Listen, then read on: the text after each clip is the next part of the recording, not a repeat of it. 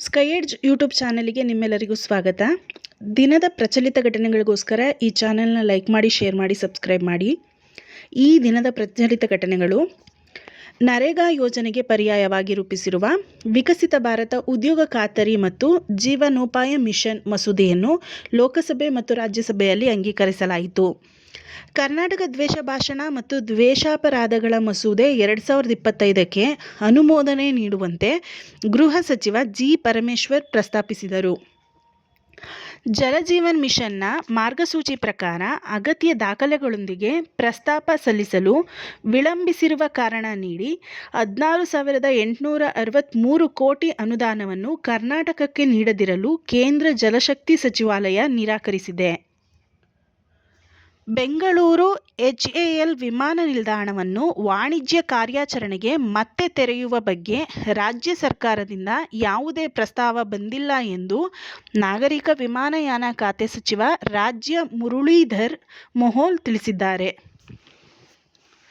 ಗುಜರಾತಿನ ಕೈವಾಡಿಯಾದಲ್ಲಿ ನಿರ್ಮಿಸಲಾಗಿರುವ ಸರ್ದಾರ್ ವಲ್ಲಭಭಾಯಿ ಪಟೇಲ್ ಅವರ 182 ಮೀಟರ್ ಎತ್ತರದ ಏಕತಾ ಪ್ರತಿಮೆಯ ಮುಖ್ಯ ಶಿಲ್ಪಿ ರಾಮ್ ಸುತಾರ್ ನಿಧನರಾಗಿದ್ದಾರೆ.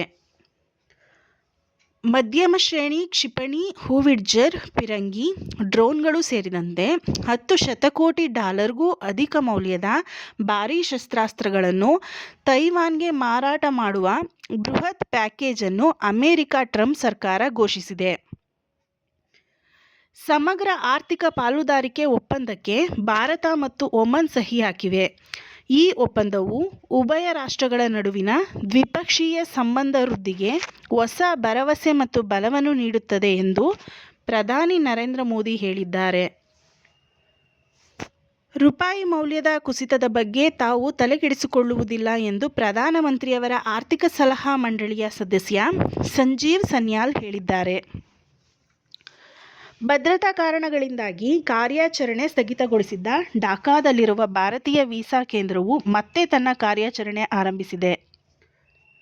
ಬಾಳೆಹೊನ್ನೂರಿನ ಕೇಂದ್ರ ಕಾಫಿ ಸಂಶೋಧನಾ ಕೇಂದ್ರಕ್ಕೆ ಶತಮಾನೋತ್ಸವದ ಸಂಭ್ರಮ. ಸಕ್ಕರೆಗೆ ನೀಡುವ ಕನಿಷ್ಠ ಬೆಂಬಲ ಬೆಲೆಯನ್ನು ಪರಿಷ್ಕರಿಸುವ ಬಗ್ಗೆ ಕೇಂದ್ರ ಸರ್ಕಾರ ಪರಿಶೀಲನೆ ನಡೆಸಿದೆ ಎಂದು ಕೇಂದ್ರ ಆಹಾರ ಕಾರ್ಯದರ್ಶಿ ಸಂಜೀವ್ ಚೋಪ್ರಾ ಹೇಳಿದ್ದಾರೆ. ಮಧ್ಯಮ ಶ್ರೇಣಿ ಕ್ಷಿಪಣಿ ಹೂವಿಟ್ಜರ್ ಫಿರಂಗಿ ಡ್ರೋನ್ಗಳು ಸೇರಿದಂತೆ $10 ಶತಕೋಟಿ ಗೂ ಅಧಿಕ ಮೌಲ್ಯದ ಭಾರೀ ಶಸ್ತ್ರಾಸ್ತ್ರಗಳನ್ನು ತೈವಾನ್ಗೆ ಮಾರಾಟ ಮಾಡುವ ಬೃಹತ್ ಪ್ಯಾಕೇಜ್ ಅನ್ನು ಅಮೆರಿಕದ ಟ್ರಂಪ್ ಸರ್ಕಾರ ಘೋಷಿಸಿದೆ. ಈ ಪ್ಯಾಕೇಜ್ ಅನ್ನು ಚೀನಾ ಆಕ್ರೋಶಿಸಿದೆ. ಅಮೆರಿಕ ವಿಧಿಸುತ್ತಿರುವಂತಹ ಸುಂಕದಿಂದ ತಮಿಳುನಾಡಿನ ಸಿದ್ಧ ಉಡುಪುಗಳ ರಫ್ತು ಕ್ಷೇತ್ರವು ಸಂಕಷ್ಟದಲ್ಲಿದೆ. ಹಾಗಾಗಿ ಪ್ರಧಾನಿ ನರೇಂದ್ರ ಮೋದಿಯವರು ಮಧ್ಯಪ್ರವೇಶಿಸಿ ದ್ವಿಪಕ್ಷೀಯ ಒಪ್ಪಂದದಡಿ ಸುಂಕ ತಗ್ಗಿಸುವ ನಿರ್ಣಯ ಕೈಗೊಳ್ಳಬೇಕು ಎಂದು ತಮಿಳುನಾಡಿನ ಎಂಕೆ ಸ್ಟಾಲಿನ್ ಆಗ್ರಹಿಸಿದ್ದಾರೆ.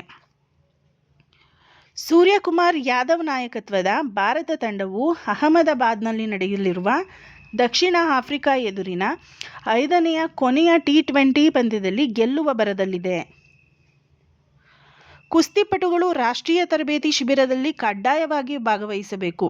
ಇಲ್ಲದಿದ್ದರೆ ರಾಷ್ಟ್ರೀಯ ತಂಡದ ಆಯ್ಕೆ ಪ್ರಕ್ರಿಯೆಯಲ್ಲಿ ಭಾಗವಹಿಸಲು ಅವಕಾಶ ನೀಡುವುದಿಲ್ಲ ಎಂದು ಭಾರತದ ಕುಸ್ತಿ ಫೆಡರೇಷನ್ WFI ನಿಯಮ ರೂಪಿಸಿದೆ.